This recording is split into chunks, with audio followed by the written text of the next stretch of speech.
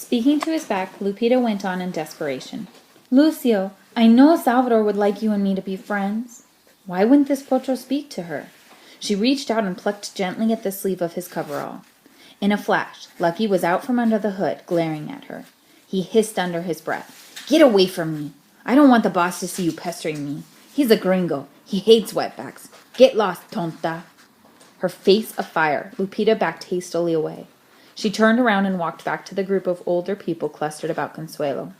Her aunt was looking at her as she approached. You should not have gone over to talk with Lucky when he is on his job, she told Lupita quietly.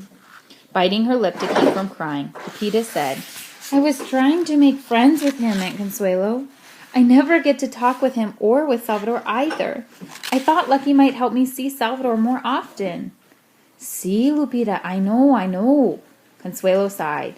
These young ones, the muchachos, want everything their own way all the time.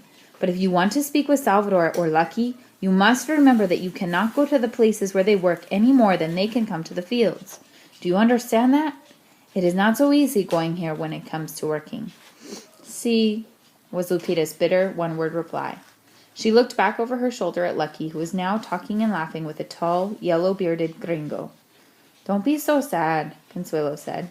Salvador will come to see you again soon. Perhaps Lucky will tell Salvador that you tried to make friends with him, and that will please your brother. Lupita stared hard at her aunt. Could she really believe such a thing would happen? She herself was certain it would not. So far as Lupita was concerned, the rest of December was a sad time, a period of beloved Mexican holidays she missed observing. On La Noche Buena, December 24th, no costume shepherds with bells on their staffs roamed the streets. The only way Aunt Consuelo celebrated was to go to a late mass with the oldest of the children, Señor Fidencio and his wife. Lupita looked eagerly for Salvador there, but she could not find him. Lucky Ruiz was not there either. She tried to tell herself that Salvador had had to work and could not come.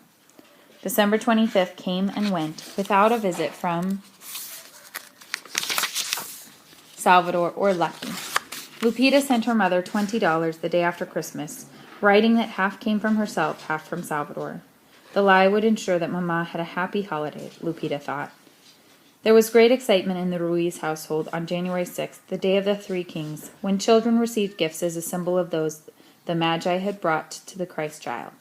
All of the cousins expected presents.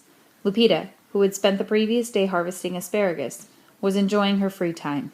She thought that perhaps Salvador would come to visit and take part in the joy of the children. So she kept looking out the windows and listening for the unmistakable sound of Lucky's car or for the pop-pop of a motorcycle stopping in the front yard. But she heard nothing. To her surprise, after all the children received their presents, Aunt Consuelo reached under the living room sofa and dragged out a large brown paper bag. This is for you, Lupita, she said, smiling. A gift for her? Lupita shook her head. She was not a child of this house. She should not receive anything. Her aunt urged as Lupita hesitated. Take it. You work hard. You took Irela to the cinema. I remember. It is the day of the Three Kings, a day of joy. So I want to give you a gift, too.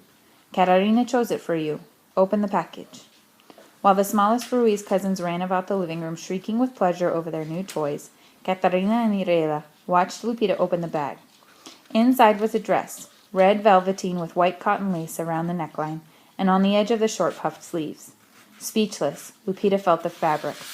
Under her stroking finger, it was soft as cat's fur.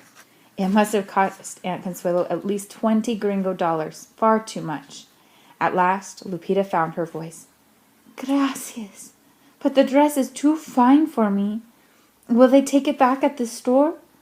Aunt Consuelo waved her hand. Keep it, Lupita. Wear it. Look pretty in it. You will only be young and slim one time in your life. She winked. Perhaps some nice boy will see you in that dress and want you for his novia. Oh, no, Aunt Consuelo. Catarina took up the teasing. You do not want to have a sweetheart, Lupita? No, I do not want a novio here. Catarina giggled. Your brother Salvador will find a sweetheart. If he cannot find one for himself, Lucky will get one for him. That Salvador will make the girls sit up and notice him. He is handsome.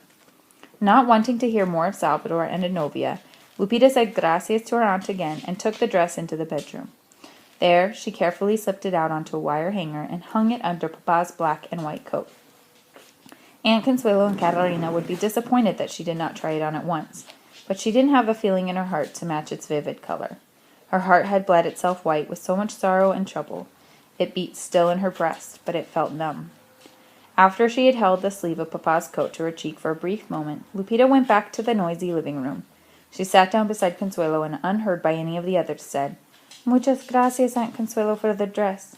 You know that I have written several times to Mamma since I first came here?" "Certainly."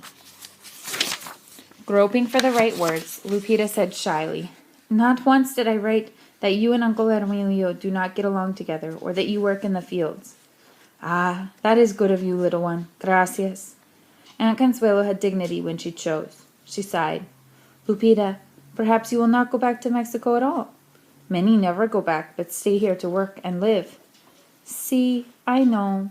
Lupita looked away to the windows, streaming with gray rain. Yesterday had been her birthday, her 14th birthday, but she had told no one. Next week, Salvador would turn 16. He and she were growing up, growing older and farther apart in this alien land to which they had never chosen to come. What would become of them, separated as they now were?